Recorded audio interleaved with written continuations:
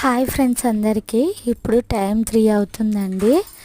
ఇంకా పిల్లలైతే ఇప్పుడు పడుకున్నారు. ఇంకా వాళ్ళకైతే తినిపించేసిన వాళ్ళైతే హాయిగా పడుకున్నారు.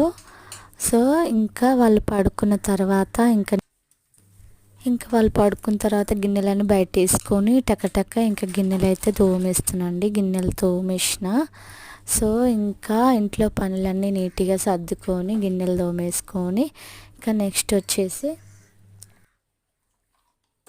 పొద్దున కొన్ని గిన్నెలు ఉంటే అత్తమ్మ దోమేసింది, కానీ ఇంకా కొన్ని ఉన్నాయండి. ఇంకా పాపం తనకు కూడా చలి పెడుతుంది కదా. వర్షం అయితే అసలు ఆగుతూనే లేదు, వస్తూనే ఉంది. వర్షం అయితే కంటిన్యూగా వర్షం వస్తుంది, అసలు బయటికి వెళ్ళకుండా.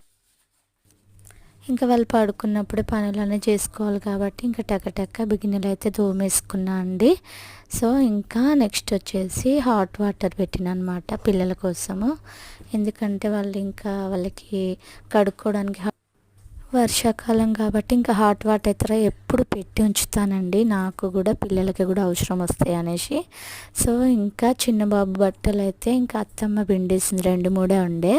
ఇంకా మా బట్టలు అయితే వాషింగ్ మిషన్లో వేసుకుంటాను. మా బట్టలేమో అన్నీ ఇంకా పక్కకు పెట్టేసుకొని ఇంకా 2-3 ఉన్నాయి కాబట్టి అత్తమ్మ అయితే విండేసిందండి. కానీ గట్టిగా ఆరేయలేదు, మళ్ళీ గట్టిగా విండి అయితే బట్టలన్నీ ఆరేసుకున్నా అండి. ఇంకా బయట వేయడానికి ఫుల్ వర్షం.